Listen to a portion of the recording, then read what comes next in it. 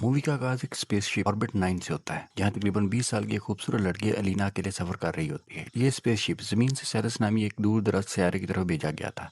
अलीना ने अपनी पूरी जिंदगी इसी स्पेसशिप में गुजारी होती है। जमीन पर बढ़ती हुई आबादी, ग्लोबल वार्मिंग और आलूदगी के मसाइल के बायस इंसानों के लिए जिंदा रहना मुश्किल होता जा रहा था।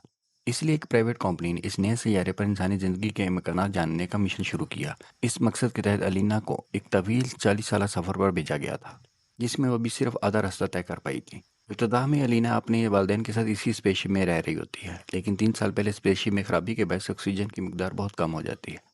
अगर तीनों वहाँ रहते तो ऑक्सीजन सिर्फ 1 साल ही चल पाती।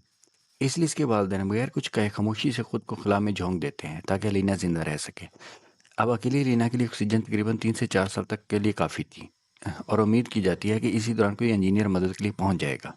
अलीना पिछले 3 साल मुकम्मल तन्हाई में गुजार देती है। फिर एक दिन ऑक्सीजन लेवल कम होकर सिर्फ 1% रह जाता है। स्पेसशिप का एआई सिस्टम इसे बताता है कि अगले 17 घंटों में एक इंजीनियर इसकी मदद के लिए पहुंचने वाला है।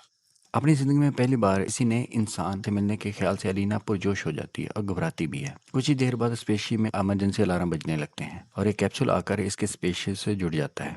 दरवाज़ा खुलता है तो इसके सामने इसी की उम्र का एक लड़का आता है, जिसका नाम एलेक्स होता है। अलीना ने अपनी जिंदगी में पहली बार किसी अजनबी मर्द को देखा होता है, जिसे देखकर वो हैरान रह जाती है। एलेक्स इसे बताता है कि वो एक इंजीनियर है और इसके पास मरम्मत के लिए सिर्फ 50 घंटे हैं।